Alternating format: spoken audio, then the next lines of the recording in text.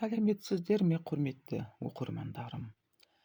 Қайтейін, енді інімнің әйелімен де төсектес болыппын. Бұл Астанадан Алматыға іс-сапармен жиі келіп тұратын досымның айтқан әңгімесі ғой. Алғашында сенгім келмеген, бірақ нан ұрсын Құран ұстайын деген соң сенбеске болмады. Былай деді қысқасы: өзің білесің, мен Алматыға жиі келіп тұрамын.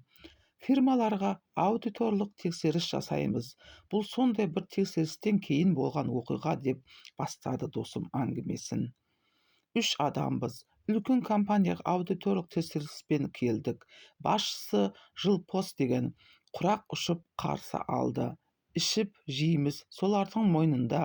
2 күн өтпей жатып ақ шаршаған шығарсыздар. Жұмыстан кейін жуынып шайынып алыңыздар деп саунаға шақырды. Қарсы болмадық. Мұндайды талай көргенбіз.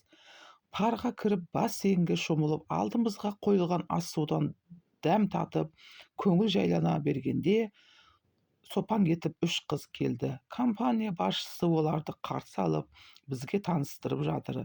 Байқаймын, бұл қыздармен бұрыннан таныс біліс сияқты. Жігіттер, шаршап жүрсіздер ғой, мына қарындастармен көңіл көтеріңдер, әдейі шақырдым дейді. Саунадағы отырысымыз қызып сала берді. Жасыратын несі бар? Арнайы шақырылған қыздар ғой, өз істерін біледі екен. Көшенің жезөкшелерінен келмейді. Киім киістері, сөздері дұрыс. Артынан компания басшысы өзі айтты. Тексерушілерді осылай демалдырып қоя береміз. Бұндай әдемі қыздарды қойнына салған соң, қандай тексеруші болмасын, бізге оң көзбен қарайды. Бұл қыздар тәп-тәуір жерде жұмыс істейді, бірақ ара-тұра біздің заказды орындайды. Ол үшін қалталарына ақша салып береміз. Дұрыс екен дедік.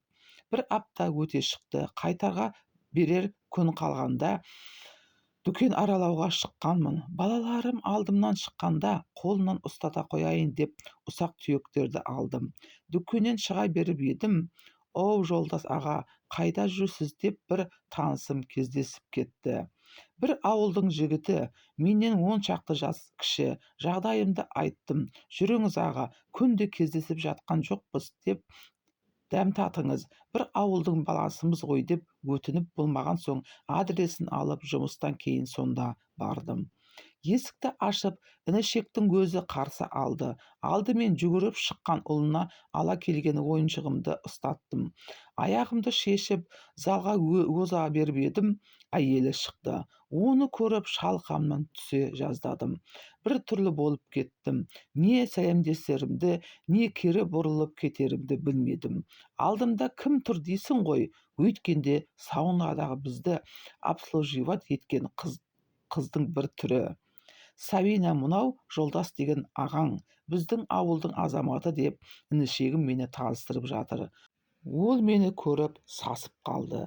Қып-қызыл болып кетті. Залға дастарханға кіре беріңіздер деп ас үйге қашты. Ол үйден шай емес, зәр ішкендей болдым. Сабина төмен қарап қызараңдап отыр. Інішек мәз. Бізді осы келініңіз асырап отыр. Жақсы жерде жұмыс істейді. Табысы тәуір деп қояды. Ішімнен әр еркектің қойнына бір жатып жүрсе, әрине табысы тәуір деп мен отырдым. Сол саунада Сабина мені қосқанда 3 еркекті кезек-кезек обслуживать етіп еді.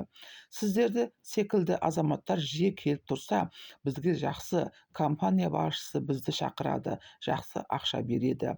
Ал біздің жұмыс саунада келген азаматтардың құмарын қандыру деп менің қойнымда жатып біраз сырын ақтарып еді. Сол Сабина енді қызараңдап төмен қарап отыр. Інішекті аядым. Ол жарым деп ақша тауып жүр деп мәз. Ал әйелінің ана жақта не істеп жүргенін біле ме екен әттең. Сылтау айтып үйден тез кетуге асықтым. Бүгін осында қонып кетіңіз дегеніне қарамадым. Бұл Астанадағы бір үлкен компанияда аудитор болып жұмыс істейтін досымның әңгімесі.